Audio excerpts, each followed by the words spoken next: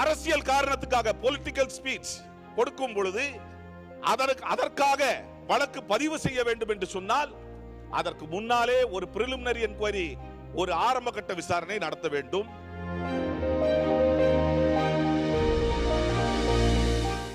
எந்த வகையிலும் இந்த அரசு சட்டத்திற்கு புறம்பாகவோ இல்லை அவதூறாகவோ எந்த விஷயத்தையும் செய்வது, சட்டத்திற்கு உட்பட்டு எங்கெங்கெல்லாம் ஒரு வழக்குகள் பதிவு செய்வது அனைத்தும் சட்டத்திற்கு உட்பட்டு தான் செய்வது.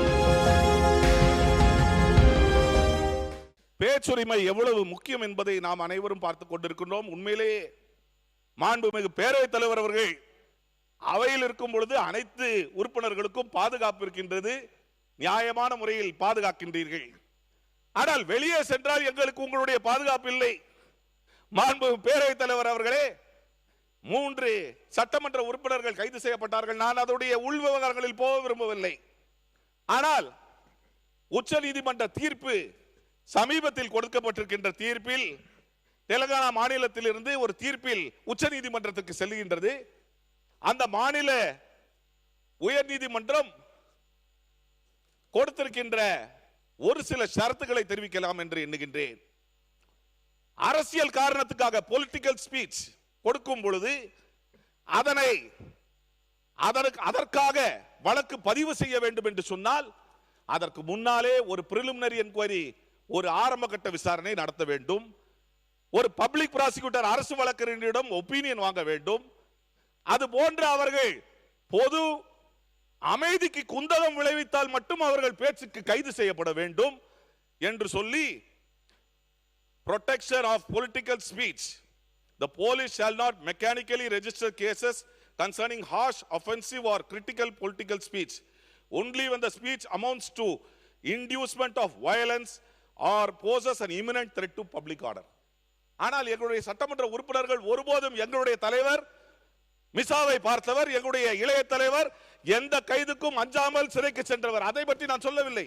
ஆனால் ஒரு சட்டமன்ற உறுப்பினருக்கு பாதுகாப்பு வேண்டும் என்று சொன்னால் இந்த உச்ச நீதிமன்ற தீர்ப்பு, தெலுங்கானா தீர்ப்புகை உறுதிப்படுத்தியிருக்கின்றது உச்ச நீதிமன்றம். இதனை நம்முடைய மாநிலத்தில் நம்முடைய அரசு நடைமுறைப்படுத்த வேண்டும். அரசியல் காரணங்களுக்காக எந்த கைதுகளும் இருக்கக்கூடாது, பேச்சுரிமை முழுமையாக இருக்க வேண்டும். ஆகவேதான் நான் தெரிவித்துக் கொள்ளுகின்றேன், இந்த தீர்ப்பின் அடிப்படையில் எதிர்காலத்தில் மாண்பு பேரவைத் தலைவர் அவர்களும் இதை காக்னிசன்ஸ் எடுத்து, நீங்களும் இதை நோட்டீஸ் எடுத்து இதற்கான தகுந்த பாதுகாப்புகளை வழங்க வேண்டும் என்று தெரிவித்துக் கொள்கின்றேன். மாண்பு பேரவைத் தலைவர்களே, அதே போன்று மாண்புமிகு சட்டத்துறை அமைச்சர் இதை பற்றி ஏதாவது கருத்து நீங்க சொல்றதுன்னா சொல்லலாம். மாண்புமிகு பேரவைத் தலைவர் அவர்களே, எந்த வகையிலும் இந்த அரசு சட்டத்திற்கு புறம்பாகவோ இல்லை அவதூறாகவோ எந்த விஷயத்தையும் செய்வது, சட்டத்திற்கு உட்பட்டு எங்கெங்கெல்லாம் ஒரு வழக்குகள் பதிவு செய்வது அனைத்தும் சட்டத்திற்கு உட்பட்டு தான் செய்யுது. ஏதோ ஒரு இடத்துல பெண்கள் குறித்தோ இல்லை பொதுவாக ஒரு அந்த பொதுக்கூட்டத்திற்கு தாண்டி பெண்கள் குறித்து அவதூறாக பேசினால் அதுக்குரிய சட்டப்படி அங்கே வழக்குகள் பதிவு செய்யப்பட்டு விசாரணை நடைபெற்றது. ஸோ இவர்களுக்கு எல்லா உரிமையும் இருக்குது. ஏன்னா கோர்ட்டில் போகிறதுக்கும் இப்போ ஏதாவது ஒரு விதிமீறல்கள் ஒரு வழக்கில் ஒரு விதிமீறலோடு பதிவு செய்யப்பட்டால் கண்டிப்பாக உயர்நீதிமன்றத்தில் முறையிட்டு அது பண்ணலாம். அந்த மாதிரி எந்த விதிமுறையும் நடைபெறவில்லை. பெண்கள் குறித்தோ இல்லை வேற ஏதாவது குற்றச்செயலில் ஈடுபட்டால் மட்டுமே தான் உடனடியாக வழக்கு பதிவு. உச்சநீதிமன்ற சமீபத்தில் வெளியாகிற உச்சநீதிமன்ற தீர்ப்பை ஒட்டி நடந்து கொள்ள வேண்டும் என்று ஒரு கோரிக்கையை வைத்திருக்கிறார். நன்றி.